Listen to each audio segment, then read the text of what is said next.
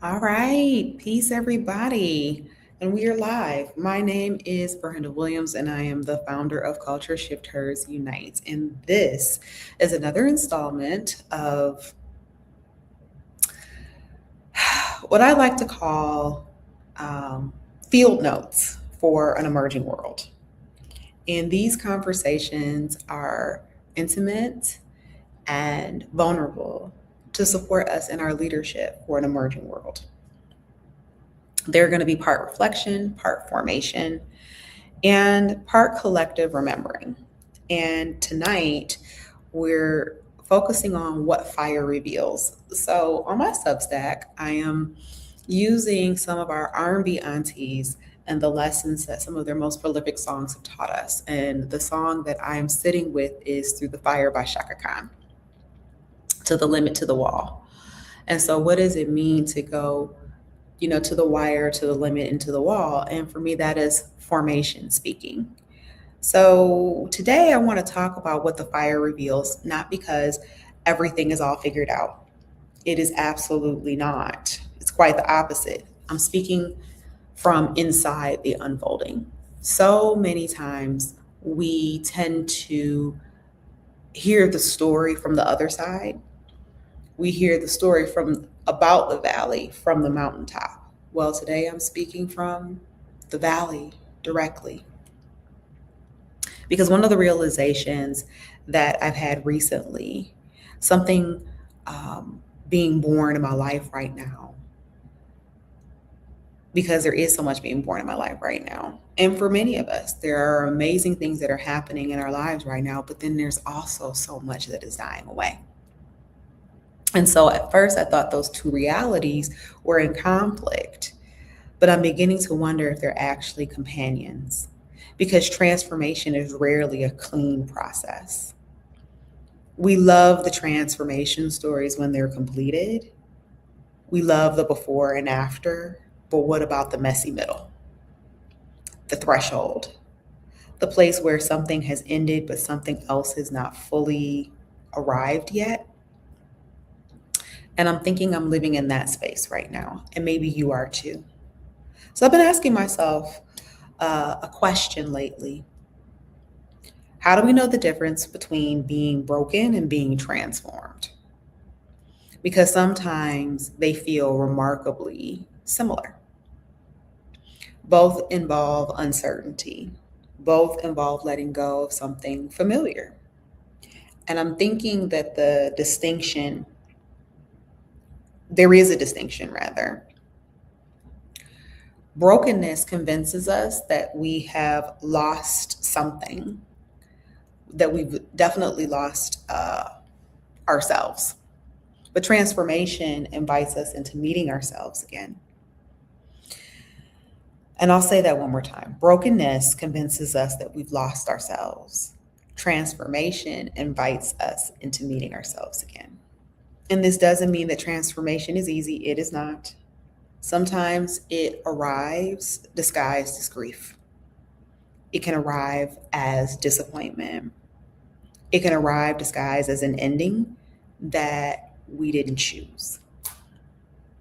But that doesn't mean that something sacred is not happening. One of the reasons that I created seasonal planning is because I'm increasingly interested in timing, marking moments, noticing patterns, pattern recognition, not productivity, timing. Because nature does not rush. Nature doesn't compare itself. Nature does not bloom because someone else is blooming. Nature responds to season. And I think that it would be wise for us to do the same thing. Every season carries an invitation. Some seasons ask us to build, some ask us to harvest, some ask us to release, and actually, some ask us to source, right? You're in a season where you may be collecting data, you're collecting information. And then there's some seasons where we just have to lay down and rest.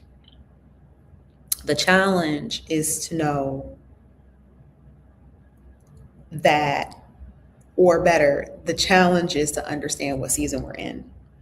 And often we want to force emergence before discernment can finish its work.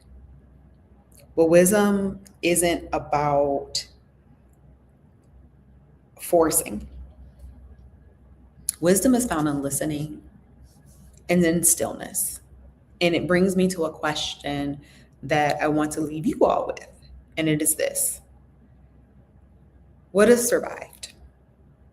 If everything changed tomorrow, what wisdom would remain? What would remain? What values would remain? What truth would remain? What part of yourself would still be standing? And I've been sitting with this question quietly myself. After the grief, well, even in the processing of the grief of my mother's passing in 2024, that's only 2 years ago, immediately being thrust at full throttle into caregiving of a father with dementia, a shift in work, even the way I work, and a shift in the actual work that I'm doing in the world.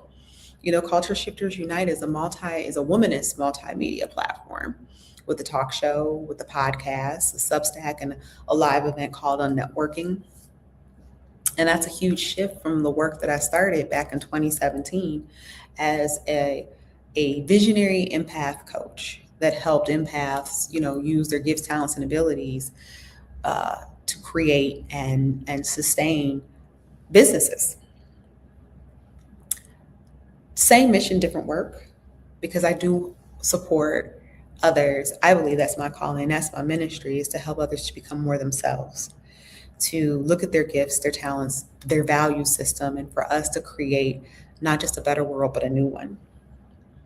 And what I'm discovering is that love remains, community remains, presence remains, the sacred remains. And perhaps what the fire reveals is not what we've lost, but what can't be taken, what cannot be destroyed. And I thank you for spending time with me. I want to leave you with this, and this was really profound. I heard Iyanla Vanzant say this about people who are cremated. My mother was cremated. And she says, actually, the bone and teeth are left behind. All of the flesh and the muscle, all of that burns away.